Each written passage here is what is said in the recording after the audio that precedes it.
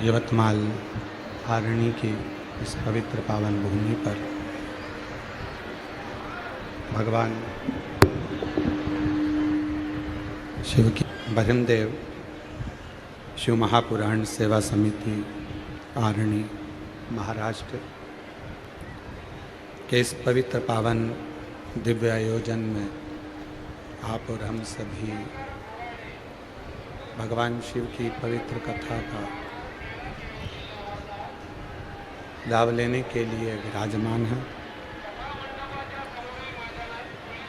बहिरमदेव शिव महापुराण सेवा समिति आरणी महाराष्ट्र,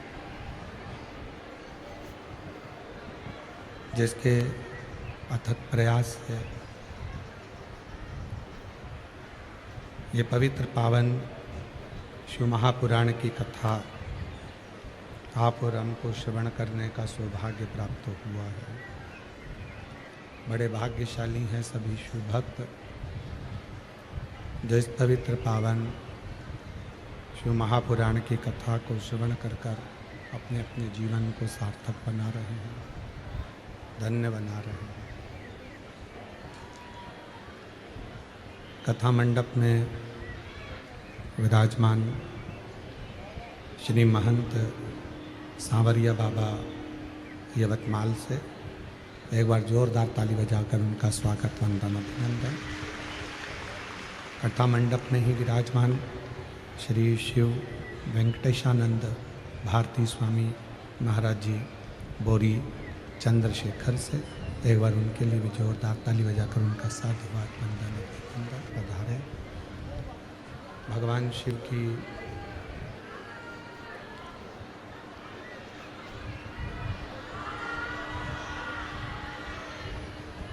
ये परम पवित्र कथा जो आप और हम भगवान शंकर जिनकी पुनीत पावन पवित्र भगवान शिव की पवित्र पावन शिव महापुराण की कथा श्रवण करने का सौभाग्य आप और हम सभी को प्राप्त हुआ है। ये पवित्र कथा जिसको आप और हम श्रवण करने के लिए बैठे हैं, विराजमान श्रवण कर रहे हैं, ये भगवान शिव की पवित्र पावन आनंदमय कथा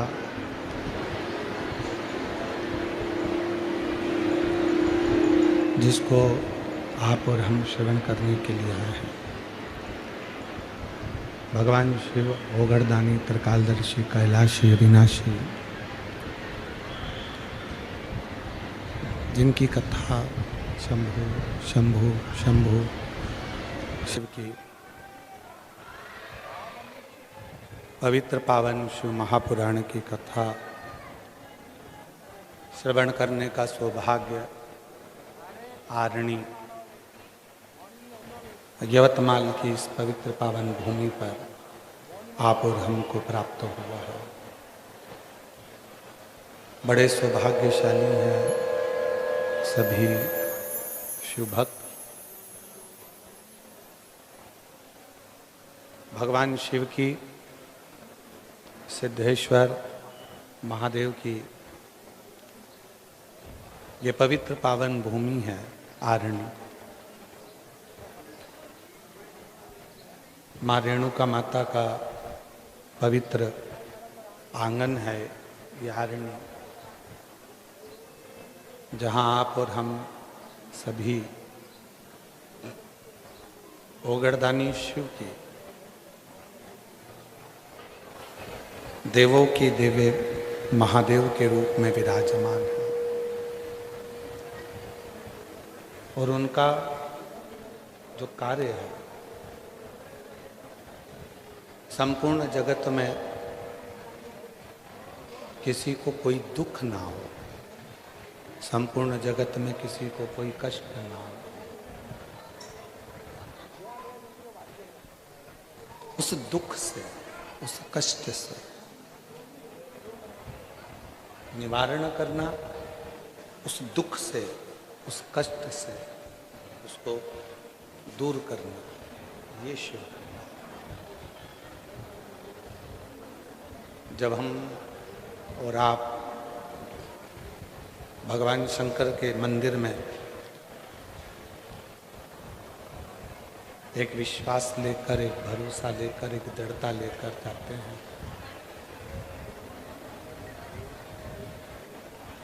एक विश्वास लेकर जब आप और हम भगवान शिव के मंदिर में पहुंचते हैं,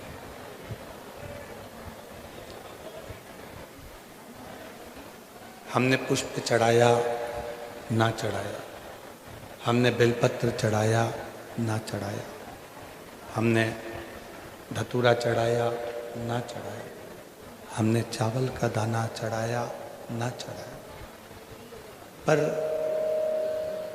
यदि एक विश्वास, एक भरोसा, एक दृढ़ता जब हम शिव के करीब में लेकर जाते हैं, भगवान शंकर के पास लेकर जाते हैं, तो निश्चित है वो विश्वास का बल, वो भरोसे का बल, वो दृढ़ता हमारे जीवन में सुख प्रदान करती है। क्योंकि भगवान उघड़दानी को, भगवान शिव को तुम्हारे वैभव से या तुम्हारे धन से या तुम्हारी दौलत से या तुम्हारी संपदा से,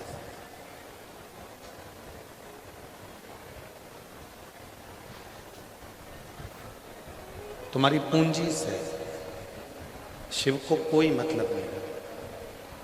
भगवान शंकर को यदि तुमसे कोई भी चीज की चाह नहीं है, कोई वस्तु की चाह नहीं, शिव को यदि चाहिए तो आपसे केवल आपका विश्वास और भरोसा चाहिए, दृढ़ता चाहिए, विश्वास चाहिए।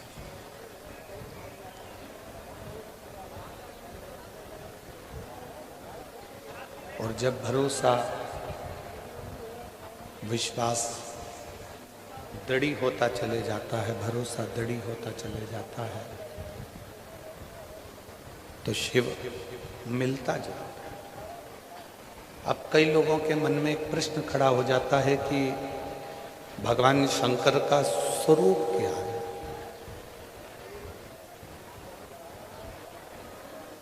शंकर का स्वरूप क्या है?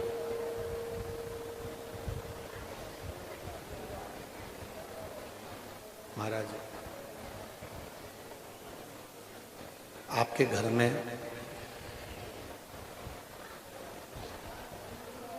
एक पात्र में जल भरकर, उस पात्र के जल में यदि आप अपना स्वरूप देखोगे, अपना प्रतिबिंब देखोगे, तो भी वही स्वरूप नजर आएगा, वही स्वरूप दिखेगा।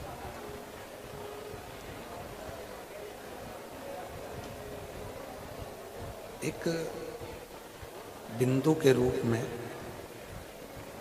केवल एक छोटे से बिंदु के रूप में, कंकर के रूप में, कण-कण के रूप में शिव विराजमान है, भगवान शंकर विराजमान, शिव विराजमान। पतिव्रता धर्म को पालन करने वाली नारी,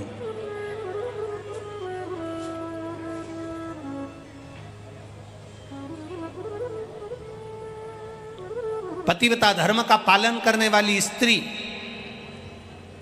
जिस गांव में रहती है, उस गांव को कोई बर्बाद नहीं कर सकता। दूसरा,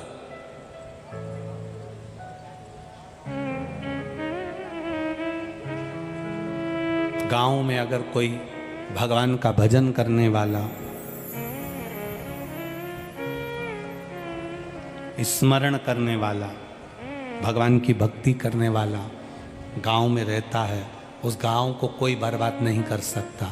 और तीसरा, कोई सत्पुरुष जो दूसरे के दुख को देखकर दुखी हो जाए, दूसरे के सुख को देखकर सुखी हो जाए, दूसरे के दुख सुख में शामिल खड़ा मिलता है, ऐसा सत्पुरुष जिस गांव में रहता है, उस गांव को कोई बर्बाद नहीं कर सकता।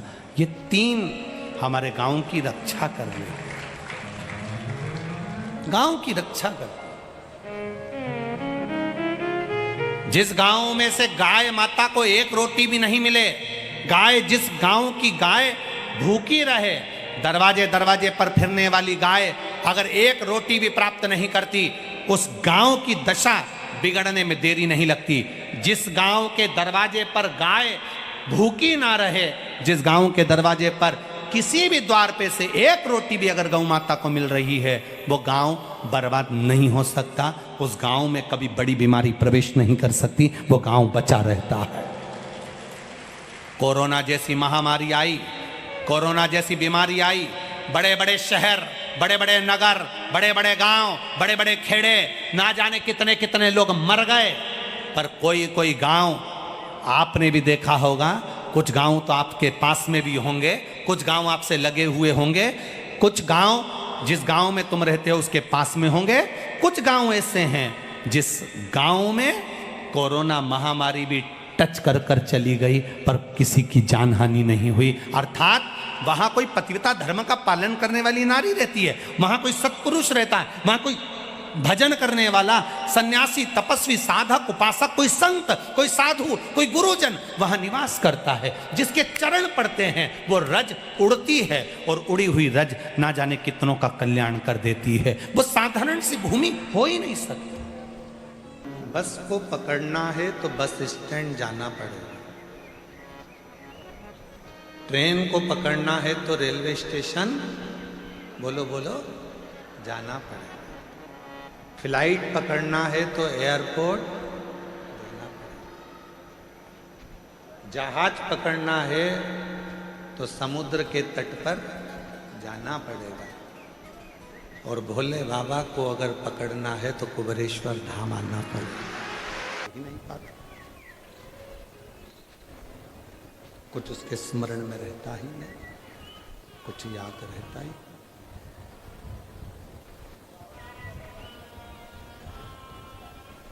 पूरा बल गुरु ने लगा दिया, पर पाणिनि एक अच्छा विद्यार्थी नहीं बन पाया, कुछ अध्ययन ही नहीं करता, कुछ ग्रहण ही नहीं करता। आज गुरु जी को गुस्सा आया और गुरु जी ने उस पाणिनि का हाथ पकड़कर उसको बाहर छोड़ दिया। पाणिनि को प्यास लगी, बहुत तेज प्यास लग रही थी, तो कुएं के पाल पर जाता। शिव महापुराण की कथा कहती है, पाणिनि जब कुएं की पाल पर गया तो वहां पत्थर पर रस्सी के निशान थे।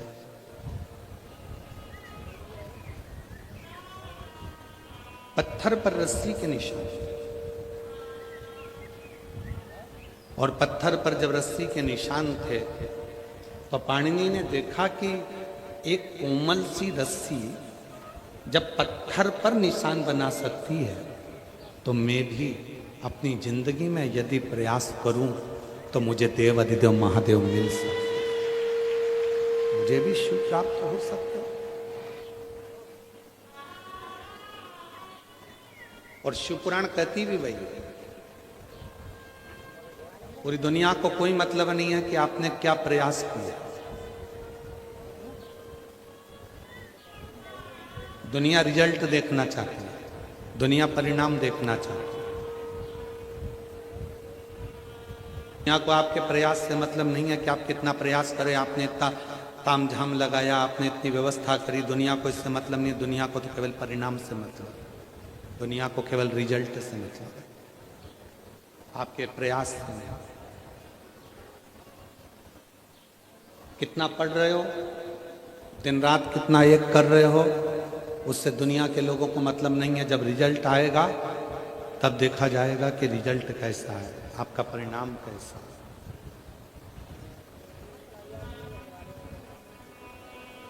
और ये केवल एक विद्यार्थी के लिए नहीं, ये केवल एक विद्यार्थी के लिए नहीं है, ये संपूर्ण जगत के लिए। ज्योतिर्लिंग का, ये 12 ज्योतिर्लिंग के मध्य में विराजमान ये वो कुबेरेश्वर बाबा की धरा है। ये वो कुबेरेश्वर बाबा की भूमि है, कुबेर भंडारी की वो धरा है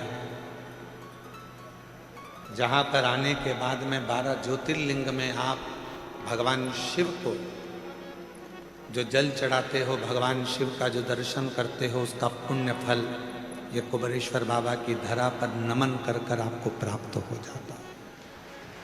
आपको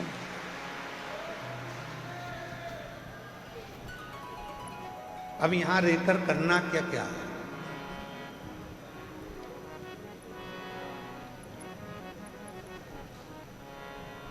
शादी का सीजन चल रहा है, तुम सबके घर पे कम से कम 5-5, 6-6 पत्रिका पड़ी होगी शादी की।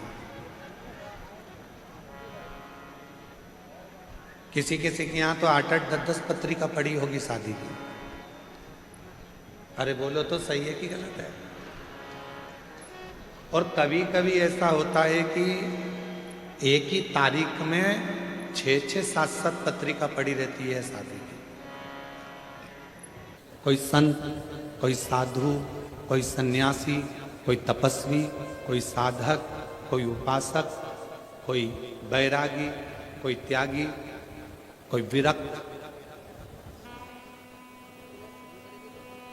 पूरी जिंदगी भगवान की अविरल भक्ति में निकाल दे, पूरी जिंदगी।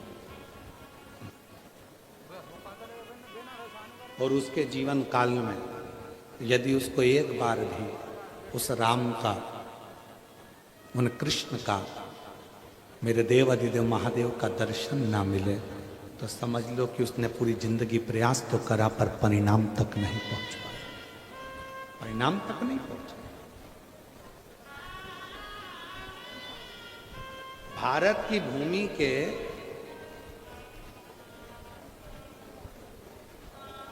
महाराज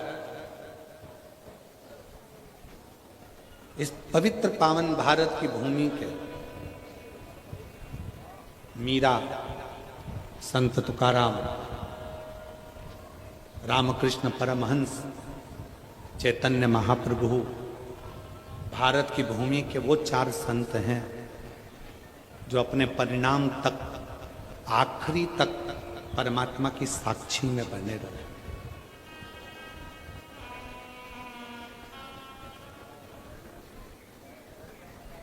ये भारत की भूमि के 4 संत वो हैं जिनकी समाधि नहीं बनी, जिनका शव नहीं मिला, जिनकी बॉडी नहीं मिली, जिनका अंतिम संस्कार नहीं हुआ। पहले नंबर पर है संत तुकाराम, जिनकी बॉडी नहीं मिली है, जिनका शव नहीं मिला। संत तुकाराम हरि विठ्ठल के सामने जाकर खड़े हो जाते हैं, पांडुरंगा पांडुरंगा विठ्ठला का गुणगान करते हैं और भगवान हरि विठ्ठल खुद पूछते हैं, तुकाराम क्या चाहते हो? तुकाराम जी कहते हैं, बस आप में समाना चाहता हूँ। भगवान हरि विठ्ठल की मूर्ति में संत तुकाराम जी समा जाते हैं। भारत के वो संत हैं तुकाराम।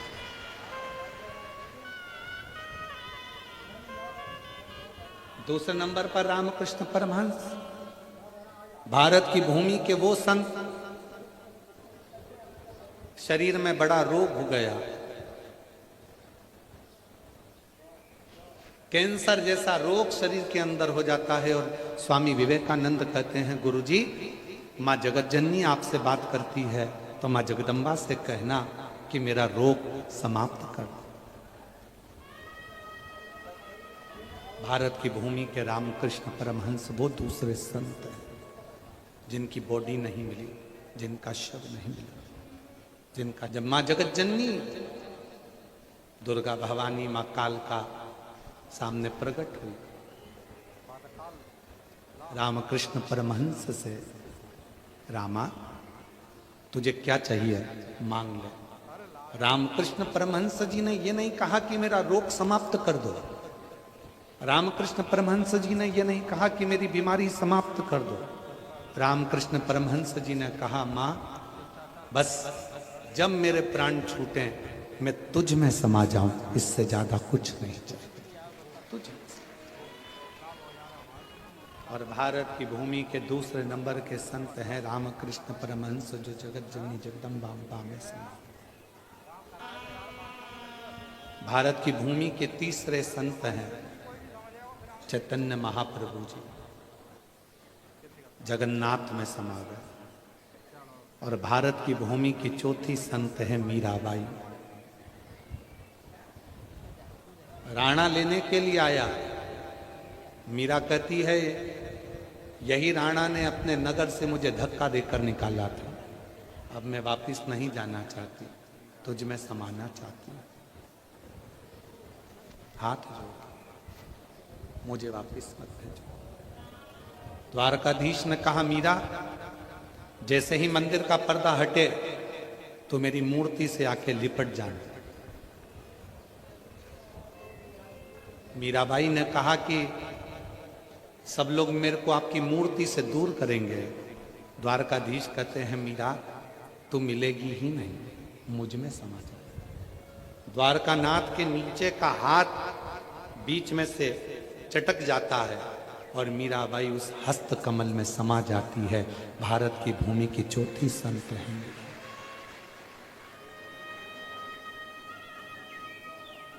भक्ति करी, भजन का प्रयास करा, स्मरण करा, कीर्तन करा, मंत्र जाप करा, नाम जाप करा और आखिरी में परिणाम तक पहुंचा। परिणाम क्या? उस परमात्मा को पाना। परिणाम क्या है? उस परमात्मा को प्राप्त करना। कितनी दूर दूर से आप लोग आए हो। अभी हम आ रहे थे तो हमने देखा कि बसें लगी हुई हैं, गाड़ियां खड़ी हुई हैं। 40, 50, 100 रुपए तुम्हारे खर्च हुए होंगे। 38 डिग्री टेम्परेचर है, 38-39 डिग्री टेम्परेचर में धूप में पार्किंग में गाड़ी खड़ी कर कर आप पैदल पैदल यहाँ तक आए हो।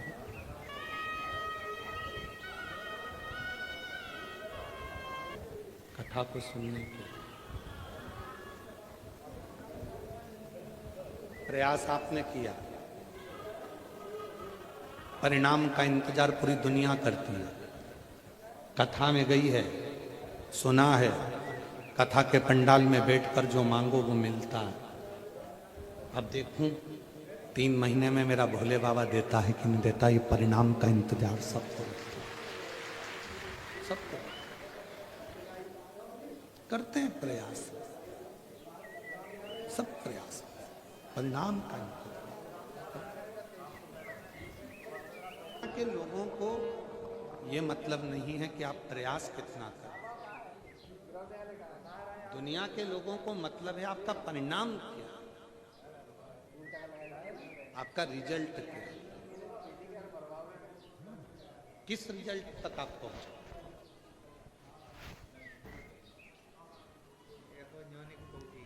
मेरी जीजियों, मेरे जीजाओं, मेरी बेटियों, मेरे बेटाओं, मेरे बुजुर्ग माँ बाप, ध्यान रखना, कितना संघर्ष आपने आपकी जिंदगी में करा ये किसी को मतलब नहीं।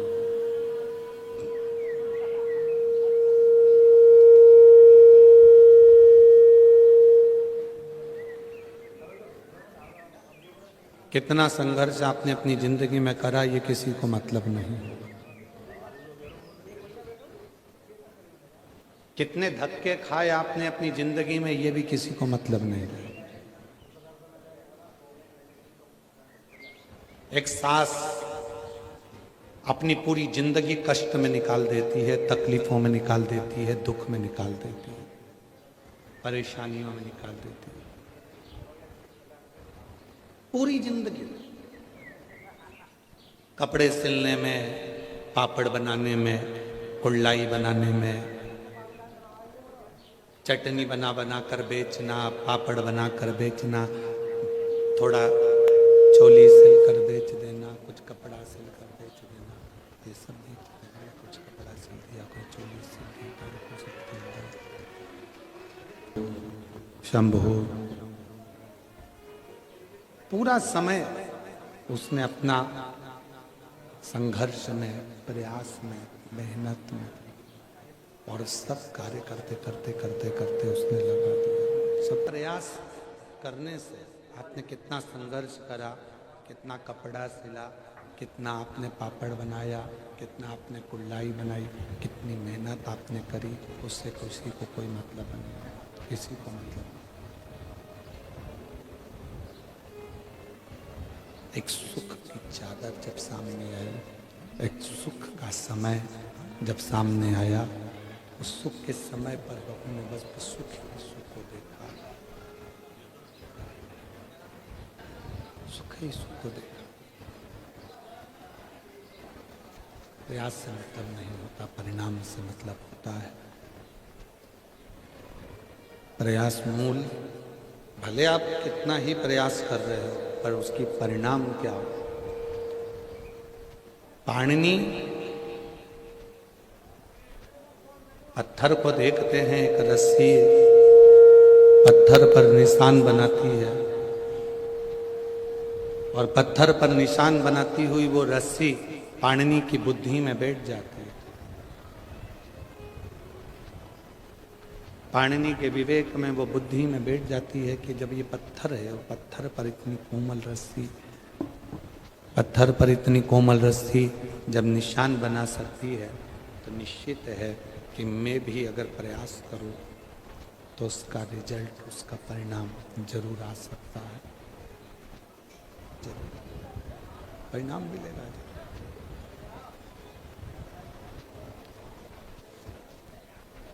रोज गुरु जी कहते थे, प्रतिदिन गुरु कहते थे पाणिनि को, प्रतिदिन पाणिनि को रोज गुरु जी कहते थे, प्रतिदिन।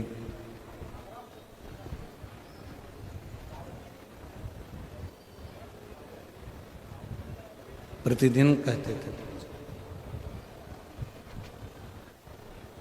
पाणिनि शिव की साधना करो, पाणिनि शंकर भगवान की साधना करो।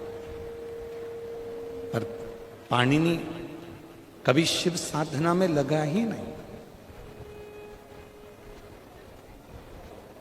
जो प्रश्न दिए जाते थे उस प्रश्न का उत्तर पाणिनि नहीं दे पाता था। जो संवाद दिया जाता था उसका भी संवाद का उत्तर पाणिनि नहीं दे पाता था। जब स्वतः स्वयं के भीतर भीतर का जब ज्ञान प्रकट होता है, स्वतः स्वयं के भीतर का जब ज्ञान प्रकट होता है, तब उस परमात्मा को पाने का लक्ष्य प्रबल होता है। हमने पहले भी कथा में कहा, आज फिर कहते हैं, कोई व्यक्ति ऐसा है संसार में जिसको पहाड़ से, पर्वत से ठोकर लगी। किसी भी व्यक्ति को ठोकर लगती है तो छोटे से पत्थर से लगती,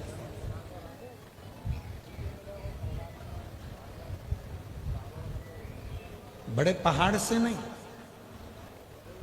बड़े पत्थर से नहीं, बड़े पर्वत से नहीं। ठोकर लगेगी तो छोटे से पत्थर से लगेगी, ठोकर लगेगी तो छोटे से कंकर से लगेगी, छोटे से।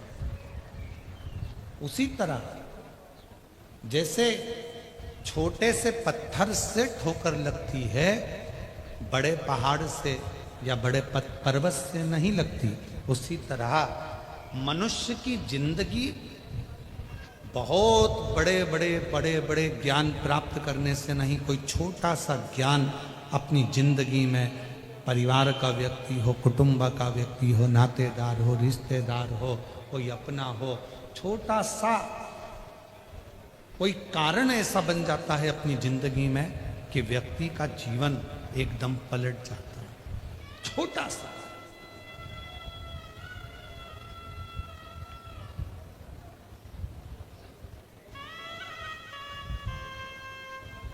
पाणिनि की मां रोज पाणिनि से कहती थी, तू तो पत्थर है, तेरे में विवेक नहीं है, तुझ में ज्ञान नहीं है, तू विद्वान नहीं है, तू पत्थर है, तेरे में विद्वत्ता नहीं, तुझ में ज्ञान नहीं है, केवल पत्थर के पत्थर ही रहा है,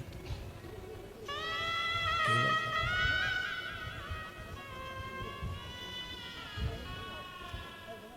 तुझ में ज्ञान नहीं है, वो तो पत्थर की तरह, केवल पत्थर। पाणिनि की बुद्धि में बैठ गया। पाणिनि ने विचार कर लिया, पाणिनि ने अपने मन में विचार कर लिया कि मेरी माँ मुझे पत्थर कहती है, और आज मैंने कुएं पर देखा कि कोमल सी रस्सी से जब पत्थर पर निशान बन जाता है तो मैं भी पत्थर हूं, मेरी माँ कहती है। तो अगर मैं शिव की भक्ति करूं तो मेरे भी हृदय में निशान शंकर की भक्ति का जरूर बन जाए।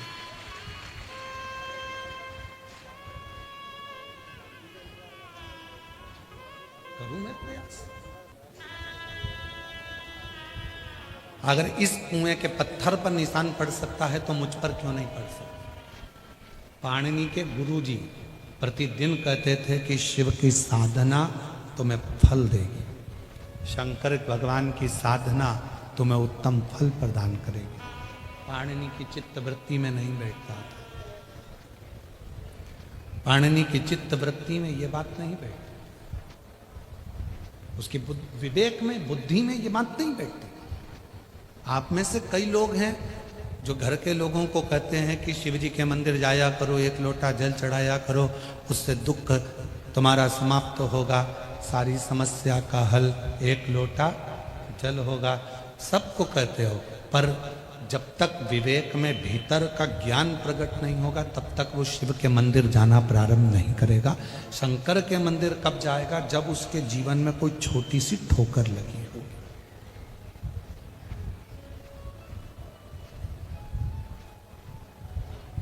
उसके जीवन में जो थोड़ा सा कहीं ना कहीं हृदय में चोट लगी होगी, हृदय में कोई ठेस पहुंची होगी, तब वो शिव के मंदिर जाना प्रारंभ करे। एक पत्र है, अच्छा देखो, मैं वैशाली श्रीकांत दाहापूते रहने वाले कवठल मंगरूल पीर जिला वाशिम से हूँ। कहीं बैठी हों तो हाथ हिला सकती हैं, अगर कहीं बैठी हों तो हाथ हिला सकती हैं। मैं वैशाली श्रीकांत दाहापूते रहने वाली कवठल मंगरूल पीर जिला वाशिम से, कहीं बैठी हैं? हाथ हिलाओ। हाँ ठीक है, बच्चा आया है साथ में, लेकर आ जाइए।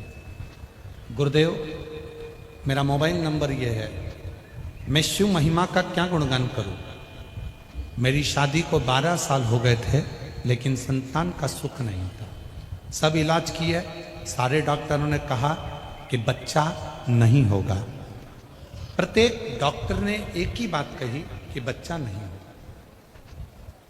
एक बार टीवी पर आपकी कथा सुनी और विश्वास प्रारंभ किया, भरोसा प्रारंभ किया, और फिर निवेदन है, जब तक ठोकर लगती नहीं है तब तक व्यक्ति संभलता नहीं। गुरुजी, मैं आप पर पहले विश्वास नहीं करती थी, पर दुनिया के डॉक्टरों ने कह दिया कि तुम मां नहीं बन सकती, और आप कथा पर बैठकर स्वयं कहते हो कि अगर शिव पर भरोसा करा है तो भगवान शंकर जो मांगोगे वो मिलेगा।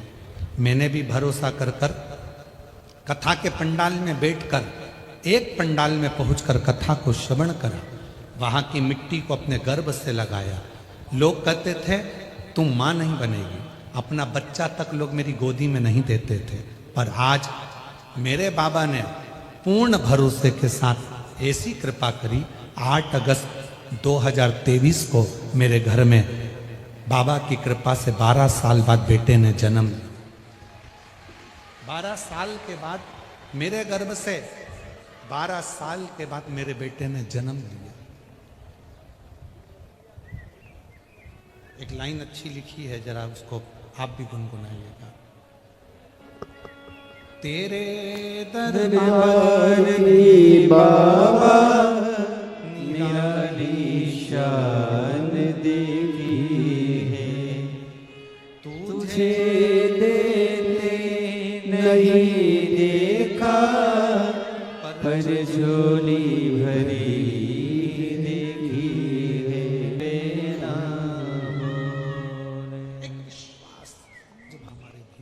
होता है, एक भरोसा जब हमारे भीतर होता है तो शिव उसको स्वीकार करता है, शंकर उसको स्वीकार करता है, भगवान सुनकर उसको स्वीकार करते हैं, शिव स्वीकार करता है।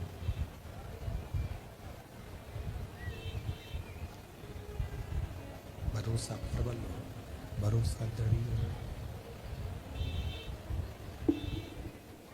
परिणाम देखना है दुनिया के लोगों को। तुम्हारे प्रयास से किसी को कोई मतलब नहीं होता कि प्रयास क्या किया है, तो उसको परिणाम से मतलब, केवल और केवल उसको परिणाम देखना है। शिव कथा कहती है, भगवान शंकर का चरित्र कथा, शिव महापुराण की कथा कहती है।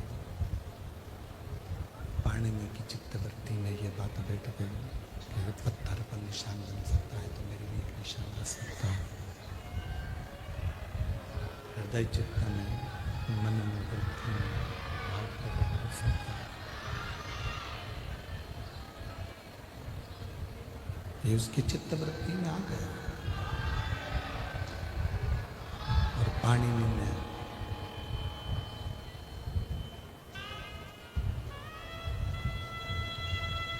गुरु ने जो कहा था, उस गुरु के वचन का स्मरण किया पाणिनि ने, गुरु के शब्दों का स्मरण किया। और गुरु कहे, शिव ओगड़दानी है। ओगड़दानी का मतलब होता है कुछ भी मांगो, कभी भी मांगो, कोई समय भी मांगो, कैसे भी मांगो, वो देता जरूर। और एक बात आज कहें आप लोगों से तो उसको स्वीकार करिएगा। आधी रात को भी अगर किसी की कोई तकलीफ आ गई है, भर दोपहरी में भी अगर कोई तकलीफ आ गई है, मध्य रात्रि में भी अगर जिंदगी में कोई तकलीफ आकर खड़ी हो गई है, हिम्मत मत हारना। डॉक्टर अपना काम करें, लोग अपना काम करें, तुम अपना काम करना। एक लोटा जल लेकर आधी रात को ही जैसे ही कोई दुख आकर खड़ा हुआ, एक क्षण की देरी मत करना, लोटा भर के जल लेना। डॉक्टर अपना काम करे, परिवार अपना काम करे, तुम शिव की शरणागति में एक लोटा जल चढ़ाकर बाबा से प्रार्थना जरूर करना। शिव ओघड़दानी है। भगवान शंकर को ओघड़दानी कहा गया, ओघड़दानी।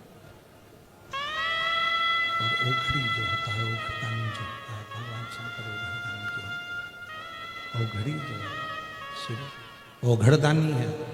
समय नहीं देखता वो, स्थान नहीं देखता वो।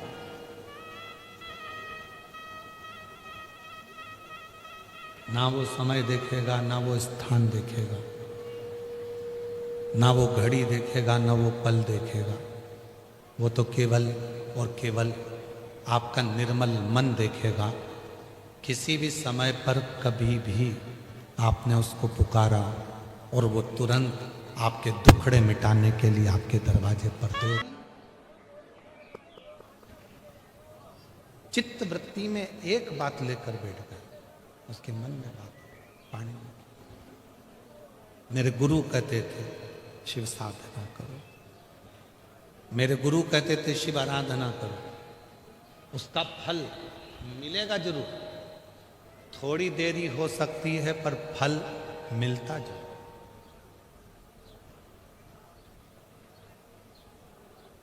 एक पत्र और है, अच्छा है।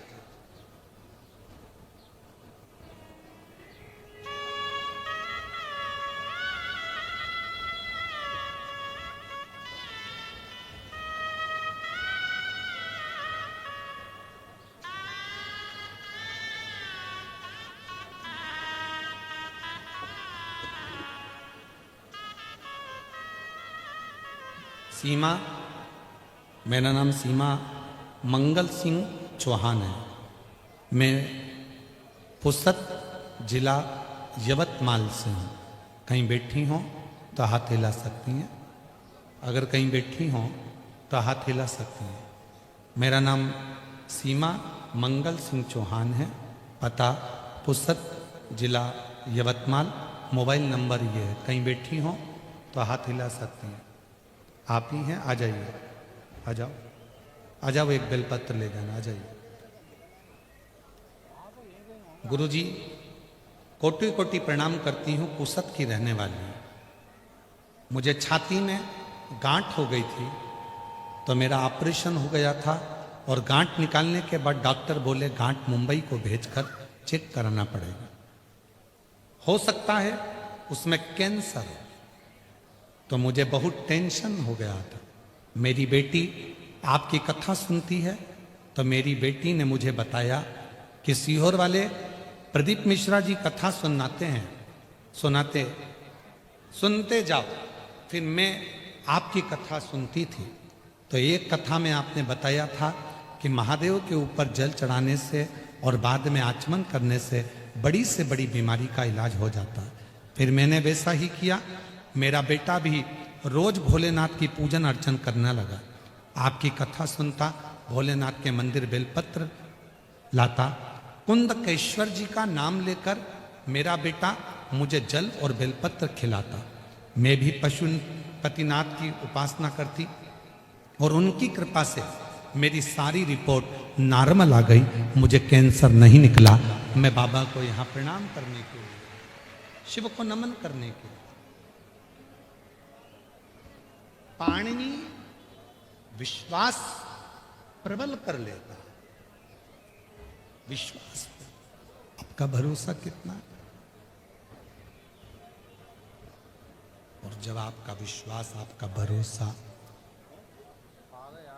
दृढ़ होगा, भरोसा दृढ़ जब हो जाएगा तो शिव अवश्य।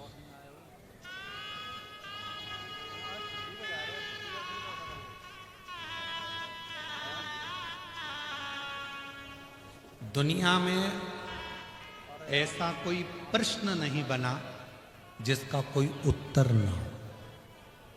ध्यान देना थोड़ा सा। दुनिया में ऐसा कोई प्रश्न नहीं बना जिसका कोई उत्तर ना हो। दुनिया में ऐसा कोई रोग नहीं बना जिसकी औषधि ना हो। और दुनिया में ऐसा कोई दुख ना बना जिसका हल एक लोटे जल में ना हो।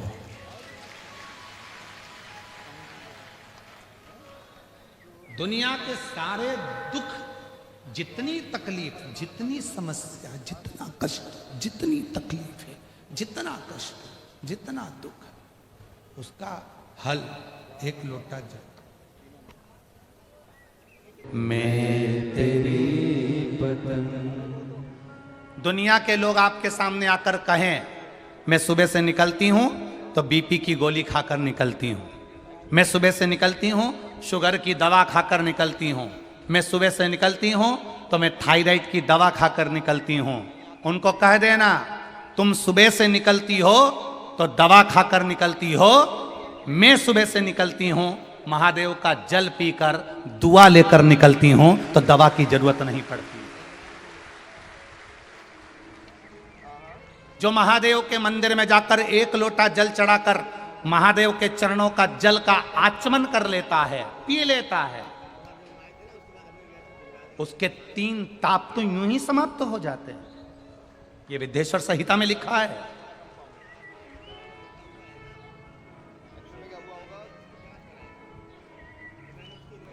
एक बेटी ने प्रश्न लिखा है कोई ने, मेरा नाम कन्हैया लाल शर्मा है, मेरी उम्र 75 वर्ष है, मैं जांजगीर जिला जांजगीर चांपा का रहने वाला हूँ, मेरा मोबाइल नंबर ये है।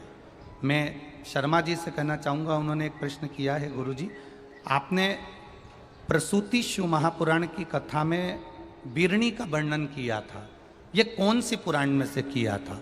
पहले तो हम शर्मा जी आपके चरणों को नमन करके प्रणाम कर कर कहना चाहेंगे, प्रसूति शिव पुराण में जितनी जितनी बातें बोली गई उसमें अध्याय नंबर और कौन से पुराण से कहा गया है उस पुराण का भी नाम और उसके खंड का नाम भी बोला गया है। उस पुराण को, उस कथा को एक बार वापिस निकालना और फिर वापिस पढ़ना कि शिव महापुराण के सती खंड में से बीरणी और प्रसूति का चरित्र का वाचन किया गया था। उसको वापस निकालिए और उसका स्मरण करिए। आपके मन में आया है, बिल्कुल उसको वापस सुनना कि किस पुराण में से, कौन से अध्याय में से, कौन से खंड में से लेकर उस कथा को बांचा जा रहा है।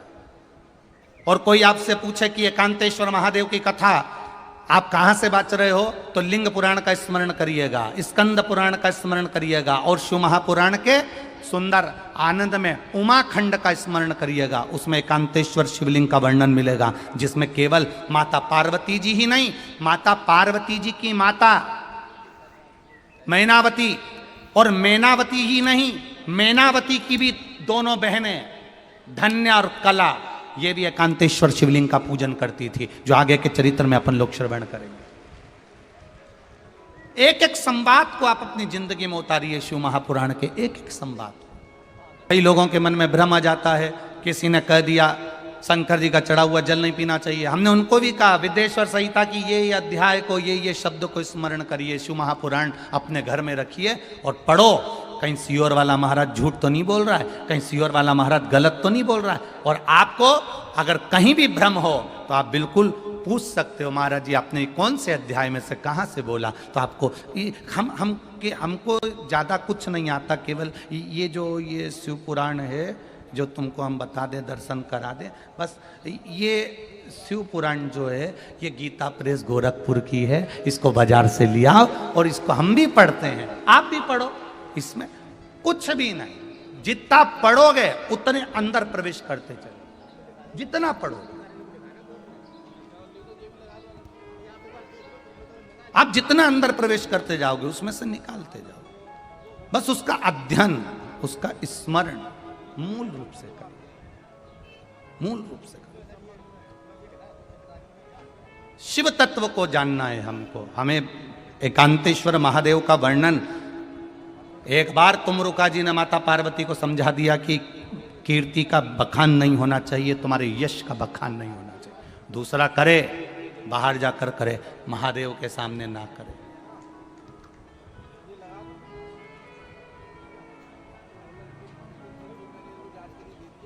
माउंट एवरेस्ट की चोटी सबसे ऊंची चोटी है, बोलो सही है कि गलत है? कैलाश पर्वत तो उससे भी नीचा है, पर किसी उन्नति की सीढ़ी पर चढ़ने वाले थे। एकाध किसी का नाम छाट कर बता देना कि जो कैलाश पर्वत के ऊपर चढ़ गया, कैलाश पर्वत के ऊपर चढ़ गया, उसका एक का नाम लाके दिखा दो कि ये कैलाश पर्वत के ऊपर चढ़ा था, ये कैलाश पर्वत पर चढ़ गया। माउंट एवरेस्ट पर चढ़ना सरल है, पर कैलाश पर्वत भले उससे नीचे है, पर उस पर चढ़ना सरल नहीं है। क्यों? क्योंकि उसका तत्व मात्र कैलाश को छू लेना, मात्र शिवलिंग का स्पर्श कर लेना, मात्र शंकर पर चढ़े हुए जल को मात्र पी लेना, उस जल में इतना बल आ जाता है कि बड़ी बड़ी रोग और बीमारियां दूर हटती चली जाती है और आप आगे बढ़ते चले जाते हैं। कोई कहे हम भी सुबह से बीपी की दवाई लेते हैं, कोई कहे हम सुबह से शुगर की दवाई लेते हैं, कोई कहता है हम सुबह से थायराइड की दवाई लेते हैं। हमारा निवेदन है, एक दवा आप भी चालू कर दो, माता पिता के चरणों को प्रणाम करना और शंकर जी को एक लोटा जल चढ़ाना और उसका आचमन करना प्रारंभ कर दो। वो दवाई लेकर जाते हैं, तुम दुआ लेकर जाइए, आगे बढ़ते चले जाओ। वो जाएं दवाई लेकर, आप दुआ लेकर जाइए, आप माता पिता के चरणों को नमन कर कर जाइए, घर के बड़ों को नमन कर कर जाइए, घर के बुजुर्गों को प्रणाम कर कर जाइए, शंकर पर एक लोटा जल चढ़ाकर उसका आचमन कर कर जाइए। वो दवा का असर करेगा।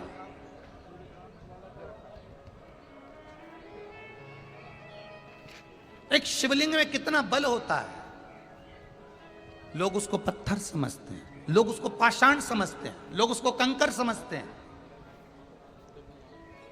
कई लोग हमसे पूछते हैं, हम सारे दुनिया में घूमे गुरुजी और कुबेरेश्वर धाम आते हैं और वहां पर कंकर शंकर की इतनी महत्वता है कि केवल हम बोल कर आते हैं और 3 महीने में काम हो जाता है। आखिर कुबेरेश्वर धाम के कंकर में ऐसा है क्या? जितनी शिव पुराण की कथा पूरे भारत में हो रही है, जहां जहां पंडित लोग बाच रहे हैं, महाराज उन बाच रहे हैं, गुरु उन बाच रहे हैं, सब जगह शंकर जी का रुद्राक्ष का शिवलिंग बनाते हैं और बाद में शिवलिंग के रुद्राक्ष को उतार के सबको बांटते हैं। बोलो तुम्हारे यहां भी बंटता होगा? सारी दुनिया में रुद्राक्ष बंट रहा है। आप सीहोर में पहुंचोगे, स्टेशन पे पहुंचोगे, कुबेरेश्वर धाम भी नहीं जाओगे तो लोग कह देंगे वहां मत जाओ, हमारे पास मिल जाएगा, तुम हमसे ले लो। लोग कहेंगे पर कुबेरेश्वर धाम का रुद्राक्ष उसी भूमि से मिलता है और बिना शुल्क के, बिना पैसे के, और जब बाबा की मर्जी हो जाती है तब मिल जाता है और वो प्राप्त हो गया और उसने अपना काम करना प्रारंभ कर दिया। हम दूसरी जगह का नहीं कह सकते। उसका कोई शुल्क नहीं, उसका कोई कीमत नहीं, उसकी कोई पैसा नहीं, और उसको हम लोग ऑनलाइन भेजते भी नहीं, किसी के घर पर कभी नहीं भेजा, आज तक नहीं भेजा।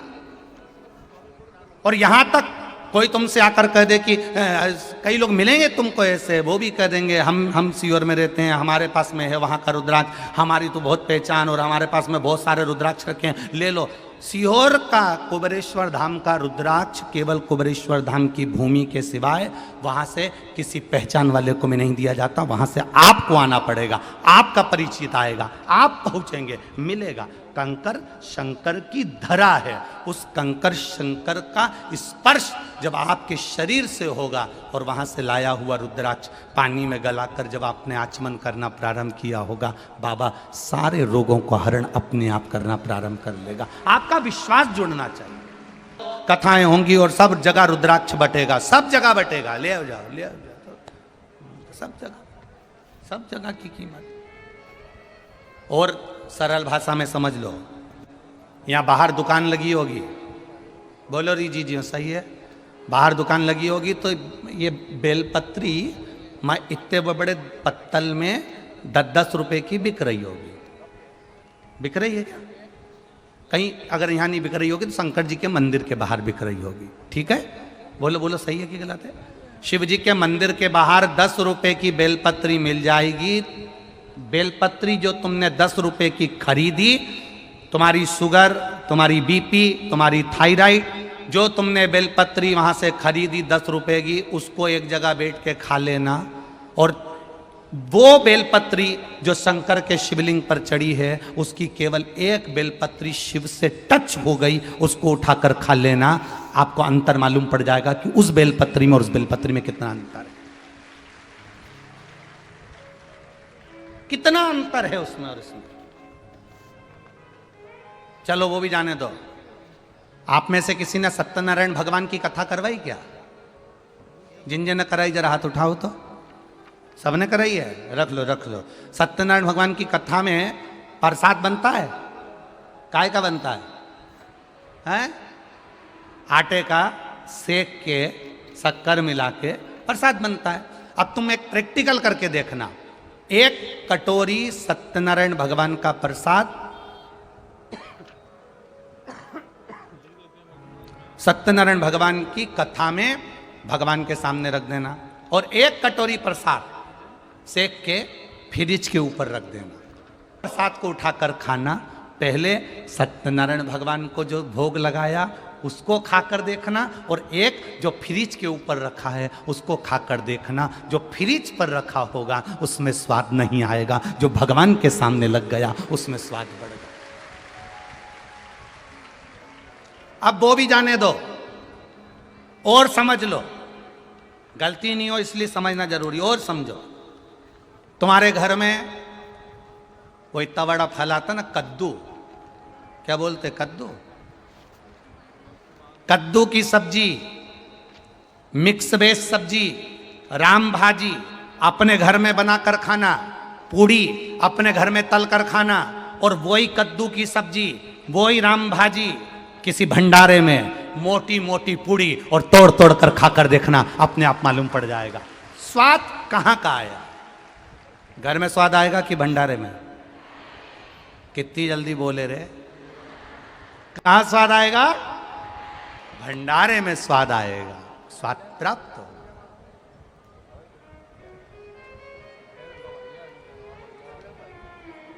घर में बैठकर कथा सुनना, सोफे पर टीवी के सामने, और पंडाल में बैठकर कथा सुनना।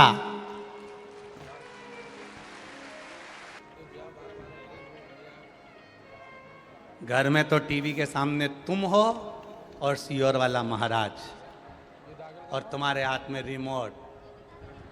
जब चाहो जब महाराज बंद, जब चाहो महाराज चालू। ठीक है। और यहाँ का स्वाद, कोई इधर से दबाए कोई उधर से दबाए, महाराज ही नहीं दिखे। ऊपर से भोलेनाथ जी को जितना पानी चढ़ाया, रात को पूरा बरसा देता।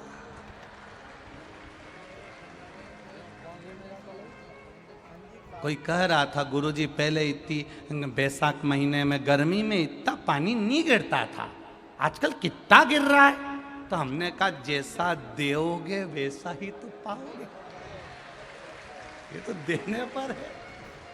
तुम पहले इतना महादेव को जल देते ही कहाँ थे, कहाँ देते थे? जैसा दोगे वैसा पाओगे।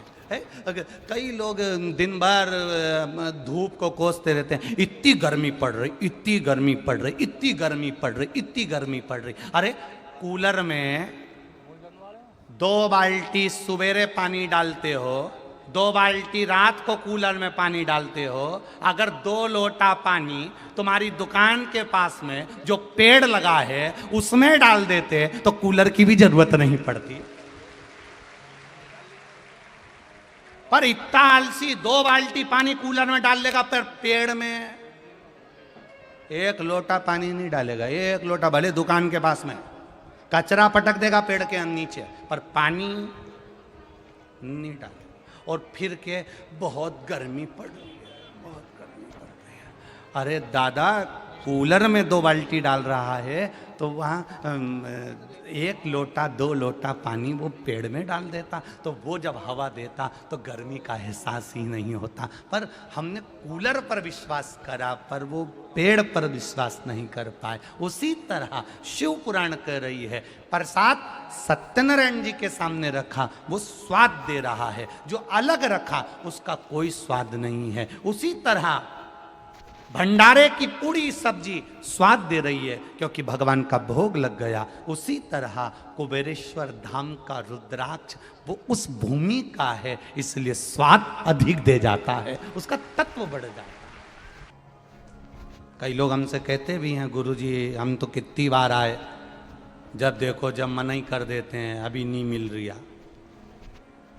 हम भी लगे हैं प्रयास में, ऐसा नहीं, प्रयास करेंगे कि मई के महीने से आप लोगों को कैसे ना कैसे प्राप्त होना चालू हो। हम भी प्रयास लगे हैं जैसे तैसे कि कैसे ना कैसे आप लोगों तक प्राप्त हो। हम भी लगे हैं कि किसी ना किसी तरह से आपको वो रुद्राक्ष मिले। उसको बस इतना याद रखना, धन से रुद्राक्ष को मत तोलना,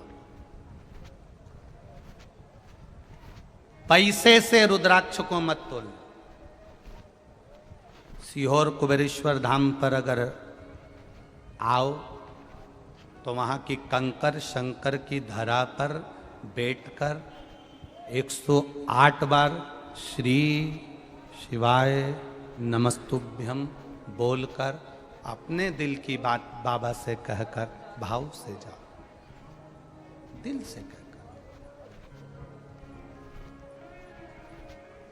और फिर कहेंगे अपने बैग को बंद की बंद रखो, 3 महीने तक मत खोलना। 3 महीने बाद वही बैग उठाकर वापिस कुबेरेश्वर धाम पहुंच जाओगे। वो बुलाता जरूर है, वापिस बुलाएगा, फिर बुलाएगा। उसकी भक्ति अविरल है, उसका विश्वास अविरल। उसकी समझ लें कि हमने गलती क्या करी है कि भगवान नहीं मिल रहे, हमने गलती क्या करी कि परमात्मा नहीं मिल रहे। क्या गलती? कोई दवा लेकर सुबह से निकलता है और कोई दुआ लेकर सुबह से निकलता है। दवा वाला ज़्यादा नहीं टिक पाएगा और दुआ वाला मार्कंडे जैसा जीवन चिरंजीवी बना जाएगा। चिरंजीवी जीवन जी जब समझ गई, एकांत में बैठकर शिव जी की लीला का स्मरण कर रही थी, अपनी कीर्ति का बखान करवाना माता पार्वती जी ने बंद कर दिया। फिर वही बात आ गई, सारे पर्वत चढ़ सकते हो पर कैलाश पर नहीं। क्यों? क्योंकि बाबा को प्रिय नहीं कि कोई कैलाश पर्वत के ऊपर अपना पांव रखे। कैलाश पर्वत पर मेरा महादेव बैठा है, उसकी केवल परिक्रमा कर सकते हो, दर्शन कर सकते हो, पर उसके ऊपर चढ़ नहीं सकते। आप दुनिया से कीर्ति पाओ, आप पूरी दुनिया से कीर्ति पाइए, पूरी दुनिया से कीर्ति पाओ, पर महादेव से नहीं।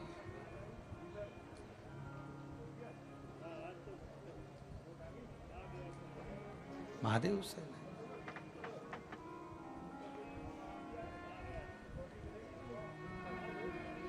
शिव कथा कहती है, महाराज भगवान शंकर का संवाद कहता है, आपके भजन का गुण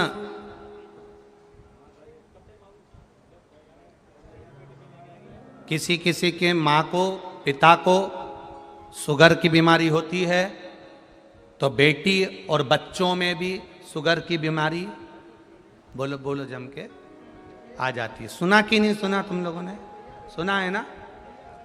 माता पिता को शुगर की बीमारी है, माता पिता को बीपी की बीमारी है, माता पिता को दमे की बीमारी है, सांस की बीमारी है, तो वो बीमारी धीरे धीरे धीरे धीरे उसके बच्चों में, उसके बेटों में, उसकी बेटी में, बचपन में नहीं आएगी तो जवानी में, जवानी में नहीं आएगी तो अधेड़ी में, अधेड़ी में नहीं आएगी तो बुढ़ापे में। पर वो बीमारी जो माता पिता के अंदर एक बीमारी का जो गुण है, जो समाया हुआ है, वो उसके बच्चों में ब्लड के माध्यम से आ ही जाता है।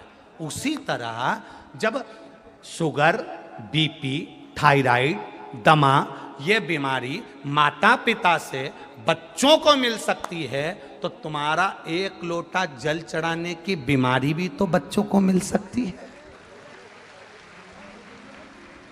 तुम्हारे भजन की बीमारी भी तो बच्चों को मिल सकती है। तुम भजन में मन लगाओगे, तुम स्मरण में मन लगाओगे, तुम राम नाम में मन लगाओगे, तुम कृष्ण नाम में मन लगाओगे, तुम शिव जी के मंदिर जाओगे, शंकर भगवान का श्रृंगार करोगे, शंकर जी के मंदिर में जाकर एक लोटा जल चढ़ाओगे, तो ये हमारे भीतर का गुण हमारे बच्चों में जरूर आए। अब डॉक्टर कह देते हैं आज के जमाने में बेड रेस्ट, जब जापे का समय आता है, बहू का डिलीवरी आती है, डॉक्टर कह देते बेड रेस्ट। बेड रेस्ट मतलब पलंग पे पड़ी रहो, ना जाना ना आना, पलंग पे पड़े पड़े चरो, खाओ, पानी पियो, वहीं पड़े रहो और दिन भर टीवी देखते रहो। और उन टीवियों में जितने नाटक आए, सीरियल आए, उन नाटक में जितनी भी नाटक में माताएं आए, पूरे नाटक उठाकर देख लेना जितने तुमने आज तक देखे हो। प्रत्येक नाटक में 2-3 दिन कहीं का हंसता दिखता होगा, बाकी के समय रोता ही मिलेगा 24 घंटे। लिए औलाद जो पैदा होती है नाटक देख देख के, वो भी ऐसी होती है, गोदी में रखो तो चुप, नीचे रखो तो पे पे करे, क्योंकि नाटक देख के पैदा हुई।